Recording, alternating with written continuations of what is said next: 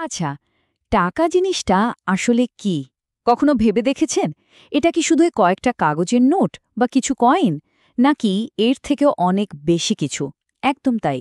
আমাদের পকেটের ওই নোট থেকে শুরু করে ফোনের স্ক্রিনে ভেসে ওঠা একটা সংখ্যা পর্যন্ত টাকার এই যে একটা অবিশ্বাস্য জার্নি, চলুন আজ সেটাই ঘুরে দেখা যাক। তো আমাদের এই জার্নিটা শুরু হবে এমন একটা সময় থেকে যখন কোনো টাকাই ছিল না। ভাবা যায় কি বিশৃঙ্খলা ছিল তখন। সেখান থেকে আমরা দেখব টাকার আসল সুপারপাওয়ারগুলো কি কি। তারপর দেখব কিভাবে কয়েন এলো, তারপর কাগজের নোট, আর এরপর তো প্লাস্টিক মানি মানে কার্ডের যুগ।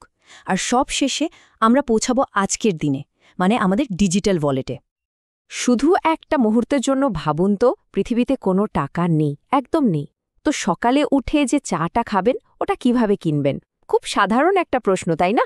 কিন্তু বিশ্বাস করুন, এই ছোট্ট একটা প্রশ্নের মধ্যেই লুকিয়ে আছে টাকার জন্ম থেকে আজকের দিনের পুরো ইতিহাসটা। চলুন তাহলে সেই রহস্যটা খুঁজে বের করা যাক। তো ওই যে প্রশ্নটা করলাম, তার উত্তর খুঁজতে আমাদের টাইম ট্রাভেল করে একটু অতীতে যেতে হবে। এমন একটা সময় যখন টাকা পয়সা মানে নগদ টাকার কোনো ধারণাই ছিল না। সেই সময়টা ছিল বিনিময় প্রথার যুগ। আর সত্যি বলতে বেশ বিশৃঙ্খল একটা জগৎ ছিল সেটা। এখন বিনিময় প্রথা বা বার্টার সিস্টেম শুনতে কিন্তু বেশ সহজ সরল লাগে, তাই না? ধরুন আমার কাছে চাল আছে আর আপনার দরকার চাল, আবার আপনার কাছে মাছ আছে যেটা আমার দরকার। ব্যাস, আমরা দুজন জিনিসটা বদলে নিলাম। সোজা হিসেব, কোনো টাকা নেই, নোট নেই, কিচ্ছু না, শুধু এক জিনিসের বদলে আরেক জিনিস। কিন্তু শুনতে যতটা সহজ লাগছে, ব্যাপারটা আসলে মোটেও ততটা সহজ ছিল না। সবচেয়ে বড় সমস্যা মানে আসল মাথা ব্যথার কারণ ছিল একটা জিনিস, যেটাকে বলে ডাবল কোইন্সিডেন্স অফ ওয়ান্টস। নামটা একটু খটমট, কিন্তু ব্যাপারটা সহজ। ধরুন আপনি কাপড় বানান আর আপনার খুব দরকার একজোড়া জুতো। এখন আপনাকে শুধু একজন জুতোর কারিগরকে খুঁজলে চলবে না, আপনাকে এমন একজনকে খুঁজে বের করতে হবে যার কিনা ঠিক ওই সময়েই আপনার বানালো কাপড়টাও দরকার। ভাবুন একবার কি অবস্থা! এটা তো অনেকটা খড়ের গাদায় সূচ খোঁজার মতো ব্যাপার, তাই না? আর ঠিক এই অসম্ভব জটিলতার সমাধান হিসেবে বলতে পারেন নায়কের মতো এন্ট্রি হলো টাকার। দেখুন, টাকা কিন্তু শুধু একটা জিনিস না, এটা আসলে একটা আইডিয়া, একটা সমাধান, যার ছিল চারটে সুপারপাওয়ার, যা বিনিময় প্রথার সব সমস্যাকে এক ঝটকায় দূর করে দিয়েছিল। চলুন তো দেখি সেই সুপারপাওয়ারগুলো কী ছিল।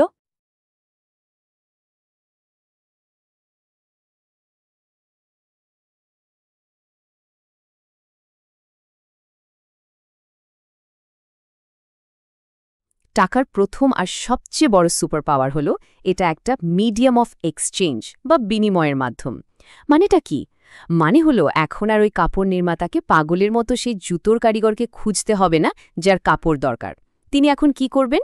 নিজের কাপড়টা যে কারো কাছে টাকার বিনিময়ে বিক্রি করবেন, আর সেই টাকা দিয়ে যখন খুশি যেখান থেকে খুশি জুতো কিনে নেবেন। দেখলেন তো, কেনার বেচা দুটো একদম আলাদা হয়ে গেল। জীবনটা কত সহজ হয়ে গেল বলুন তো। এরপর আসা যাক দ্বিতীয় সুপার পাওয়ারে। টাকা হলো মূল্যের পরিমাপক বা ইউনিট অফ অ্যাকাউন্ট। আচ্ছা, বিনিময় প্রথার যুগে ভাবুন তো, একজোড়া জুতোর বদলে কটা মুরগি দেবেন, বা একটা গরুর বদলে ক বস্তা চাল। কোনো কিছুরই তো ঠিকঠাক হিসেব ছিল না। কিন্তু টাকা আসার সাথে সাথে সব কিছুর একটা নির্দিষ্ট দাম ঠিক হয়ে গেল। এই জুতোটার দাম ৫০০ টাকা আর ওই কাপড়টার দাম ২০০ টাকা। ব্যাস, হিসেব একদম পরিষ্কার, কোনো গোলমাল নেই। টাকার ৩ নম্বর সুপার পাওয়ার হল এটা স্টোর অফ ভ্যালিউ মানে মূল্যের ভাণ্ডার। ধরুন আপনি আপনার পরিশ্রমের ফসল জমিয়ে রাখতে চান। যদি চাল বা মাছ জমান তাহলে কি হবে? ওগুলো তো পচে নষ্ট হয়ে যাবে, তাই না? কিন্তু টাকা, টাকা তো আর পচে যায় না। আপনি আজকে যা আয় করলেন সেটা জমিয়ে রেখে পরের মাসে এমনকি পরের বছরেও ব্যবহার করতে পারবেন। এই যে আমরা সঞ্চয় বা সেভিংস বলি, তার পুরো ধারণাটাই কিন্তু টাকারই ক্ষমতার উপর দাঁড়িয়ে। আর ৪ নম্বর এবং খুবই গুরুত্বপূর্ণ একটা সুপার পাওয়ার হল টাকা স্ট্যান্ডার্ড অফ ডিফার্ড পেমেন্ট হিসেবে কাজ করে। মানে ভবিষ্যতে দেনা পাওনার একটা মাপকাঠি। সহজ কথায় ধার বা লোন। আপনি আজকে কারো থেকে টাকা ধার নিয়ে কথা দিতে পারেন যে আমি ১ বছর পর সুদসহ ১০,০০০ টাকা ফেরত দেব। বিনিময় প্রথার যুগে এটা ভাবাই যেত না। আজকের দিনে আমরা যে ব্যাংক, লোন, ইএমআই বা ক্রেডিট কার্ড দেখি, এই সব কিছুর ভিত্তি কিন্তু টাকার এই আশ্চর্য ক্ষমতা।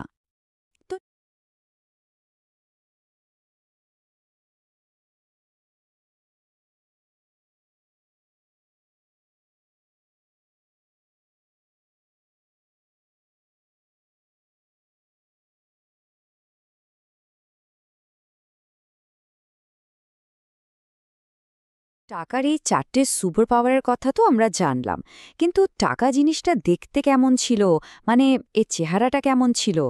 এই আইডিয়াটা বাস্তবে আসতে কিন্তু হাজার হাজার বছর লেগে গেছে। শস্যদানা, ঝিনুক থেকে শুরু করে ধাতব মুদ্রা আর তারপর আজকের কাগজের নোট, পুরো একটা বিবর্তনের গল্প আছে এর পেছনে। চলুন সেই গল্পটাই এবার শোনা যাক।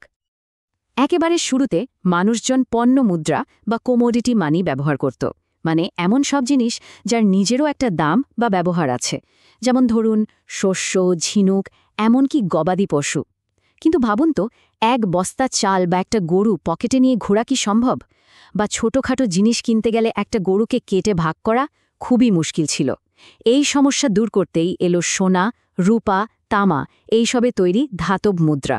এগুলো সহজে নষ্ট হয় না, বহন করাও সহজ। আর তারপর আরও সুবিধার জন্য প্রায় 17 শতক নাগাদ এলো সরকার আর ব্যাংকের গ্যারেন্টির ওপর ভরসা করে চলা হালকা পাতলা কাগজের মুদ্রা, যাকে আমরা আজকে নোট বলে চিনি। এখানে না একটা দারুণ মজার ব্যাপার আছে, সেটা হলো ফেস ভ্যালু আর ইন্ট্রিনসিক ভ্যালুর পার্থক্য। ধরুন আপনার হাতে একটা 500 টাকার নোট আছে, ওটার ওপর 500 লেখা, তাই ওটার ফেস ভ্যালু হলো 500 টাকা। কিন্তু ওটা বানাতে যে কাগজ আর কালি লেগেছে, তার দাম কি 500 টাকা? একদমই না, হয়তো 1-2 টাকা। কিন্তু ধরুন একটা সোনার কয়েন, ওটার উপর যাই লেখা থাক না কেন, সোনাটার নিজেরই একটা দাম আছে। এটাই হলো ইন্ট্রিনসিক ভ্যালু। আজকের দিনে টাকা কিন্তু পুরোটাই এই ফেস ভ্যালু বা মুখের কথার ওপরই চলে।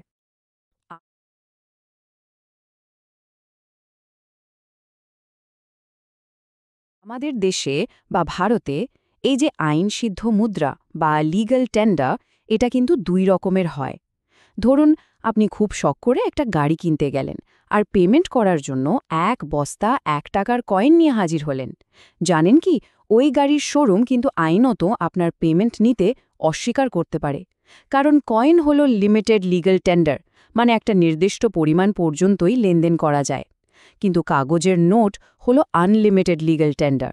আপনি কোটি টাকার পেমেন্টও যদি নোট দিয়ে করেন, সেটা নিতে সবাই আইনত বাধ্য।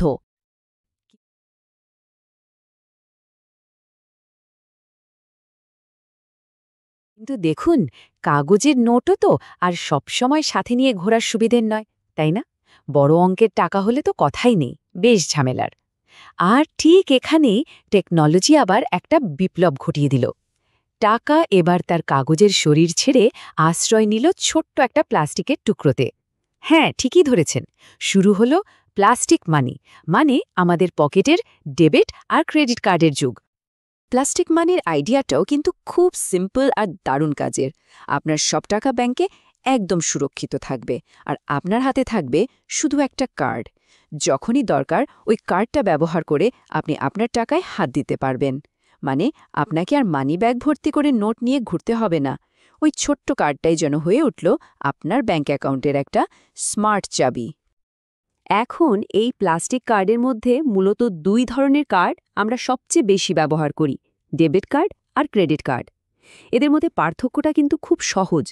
ডেবিট কার্ডের নিয়ম হলো এখন কিনুন, এখনই পেমেন্ট করুন, মানে কার্ড সোয়াইপ করার সাথে সাথেই টাকাটা সরাসরি আপনার ব্যাংক অ্যাকাউন্ট থেকে কেটে নেওয়া হবে।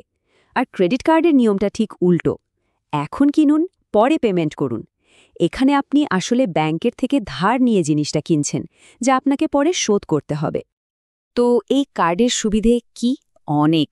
জীবনটা অনেক সহজ হয়ে গেছে, অনেক বেশি নিরাপদও, কারণ পকেটে একগাদা ক্যাশ টাকা নিয়ে ঘোরার ঝুঁকিটা আর নেই। তাছাড়া অনলাইন শপিং থেকে শুরু করে সব লেনদেনের হিসেব রাখাও খুব সোজা। কিন্তু এর একটা অন্য দিকও আছে। যেমন ক্রেডিট কার্ড থাকলে অনেক সময় খরচের ওপর নিয়ন্ত্রণ থাকে না, একটা বেশি খরচ করে ফেলার প্রবণতা তৈরি হয়। অনলাইন ফ্রডের ভয় তো লেগেই আছে। আর সত্যি বলতে অনেক ছোটখাটো দোকানে কিন্তু এখনও কার্ড চলে না।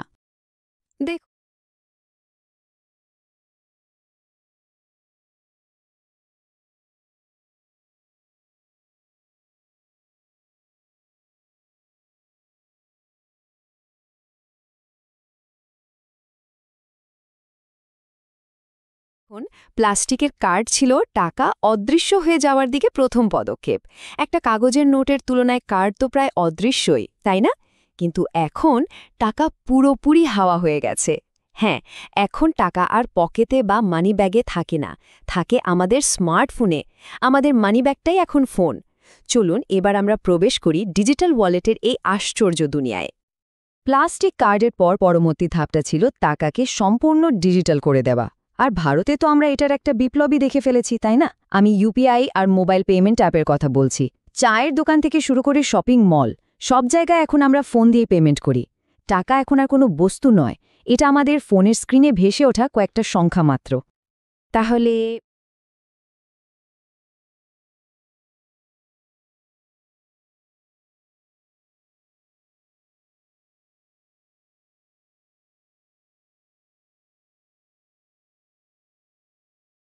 পুরো ব্যাপারটা শেষে কোথায় গিয়ে দাঁড়ালো?